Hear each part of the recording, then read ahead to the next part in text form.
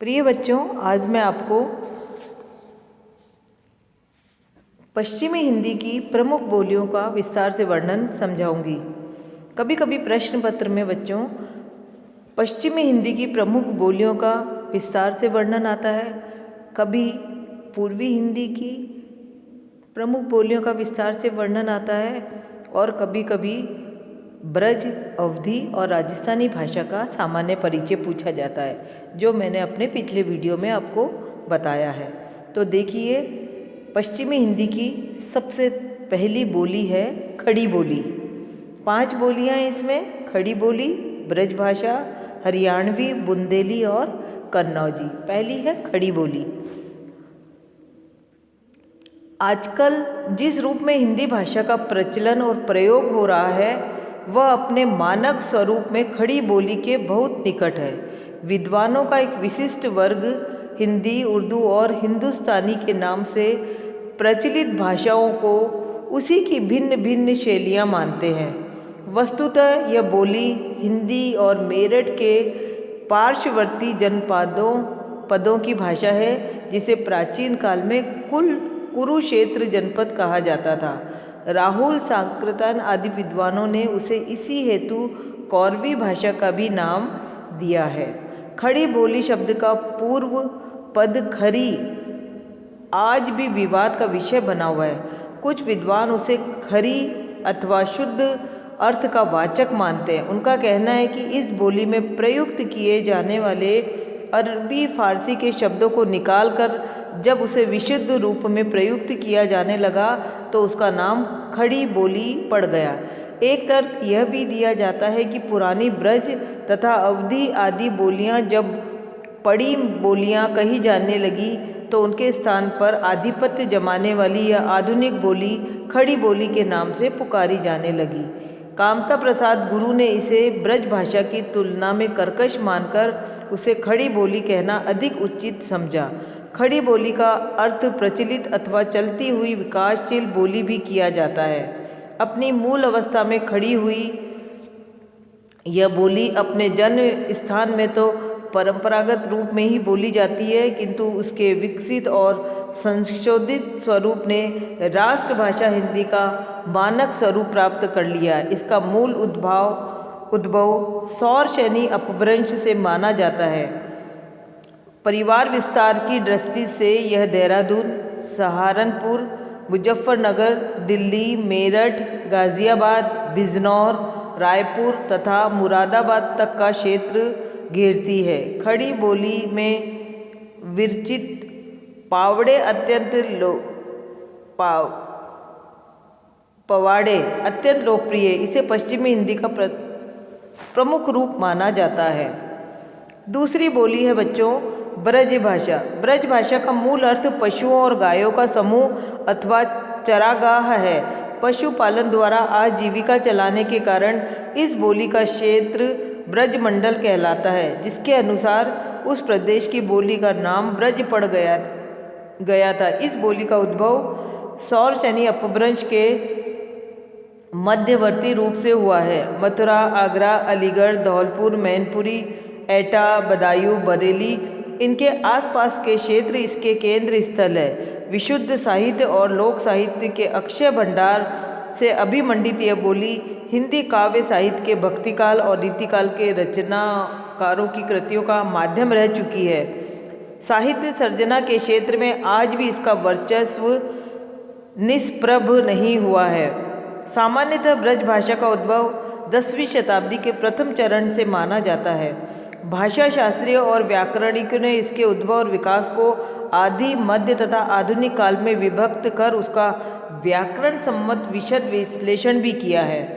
इसका एक कृत्रिम स्वरूप बंगला प्रांत में ब्रजबुली के नाम से भी प्रचलित है, जिसका प्रथम नामकरण बंगला भाषा के सुप्रसिद्ध कवि ईश्वर चंद्र गुप्त ने उस 19वीं शती में किया था।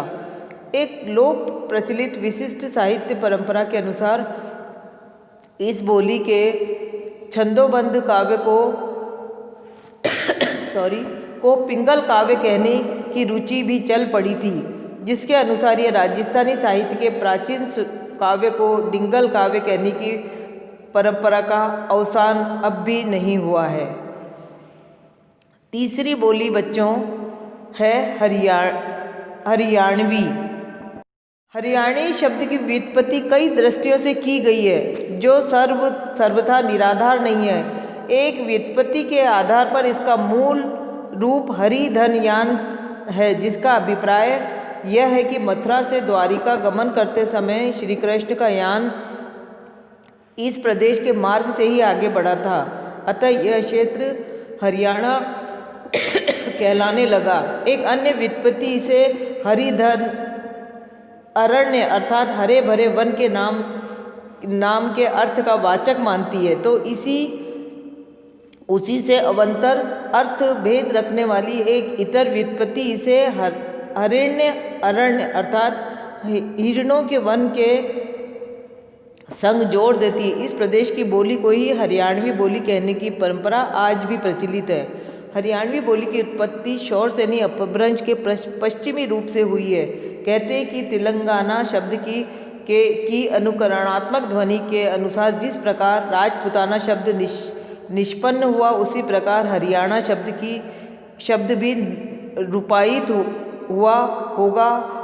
इस बोली के सीमावर्ती क्षेत्रों में खड़ी बोली, अहीर बाटी, राजस्थानी, पंजाबी आदि बोलियां बोली जाती है, अतः उन सबका इस बोली पर अपेक्षित प्रभाव पड़ना स्वाभाविक है। इसकी मुख्य शाखाओं को जाटू तथा बागरू बोलियां कहा जाता है। इस बोली पर अपभ्रंश एक विशिष्ट लोक साहित्य भी है, जिसका प्रकाशन हो चुका है। दिल्ली, करनाल, रोहतक, हिसार, पटियाला, नाभा और छिंद आदि भूभागों के ग्रामीण अंचलों में इसका प्रचलन और प्रसार अत्यधिक है। कुछ विद्वानों ने इस बोली को पंजाबी, राजस्थानी और खड़ी बोली तीनों का संगम माना है।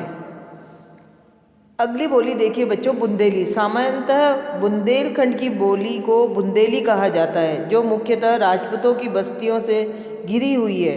इसका प्रयोग मध्य प्रदेश और उत्तर प्रदेश के सीमावर्ती क्षेत्रों में किया जाता है, जिसके अंतर्गत झांसी, छतरपुर, सागर, ओरछा, जालौन, हमीरपुर, ग्वालियर, भोपाल, नरसिंहपुर, सिवनी तथा होशंगाबाद के भूभाग सम्मिलित है। इस बोली के अनेक प्रकार के जनपदीय स्वरूप भी मिलते हैं, जिनमें कई बोलियों का मिश्रण विद्यमान है। दतिया, पन्ना, चरखारी, दमोह, बालाघाट तथा छिंदवाड़ा के ग्रामीण अंचलों में इस बोली का वैविध्य अनुभव किया जा सकता है। मध्यकाल में बुंदेलखंड प्रदेश साहित्य सर्जना केंद्र रहा है, जिसके कारण बुंदेली बोली ने भी अत्यधिक लोकप्रियता प्राप्त की थी। ब्रज, कन्नौजी और बुंदेली भाषा प्रकृति में इसका अधिक साम्य है। उन्हें एक ही उपभाषा के अत्यंत ही निकटवर्ती प्रादेशिक रूप कहा जा सकता है। कन्नौजी सामान्यतः ब्रज और अवधी के मध्यवर्ती रूप को कन्नौजी बोली कहा जाता है। इसकी भी उत्पत्ति शौर सेनी अपभ्रंश से हुई है। इसका प्रमुख केंद्र फर्रुखाबाद है, किंतु यह हरदोई, इटावा, पीलीभीती, कानपुर विविध क्षेत्रों में बोली जाती है। यदि हम चाहें तो इसे ब्रज भाषा का ही एक उपरूप भी कह सकते हैं, क्योंकि इसमें सर्वत्र रूप से बहुत ही कम रचनाएं हुई है। जो भी हुई है वे ब्रज भाषा की प्रकृति में ही पनपी है। इस प्रकार हरियाणवी, बुंदेली, ब्रज भाषा और खड़ी बोली और कन्नौजी, इन पांचों भाषाओं का हमने वर्णन देखा।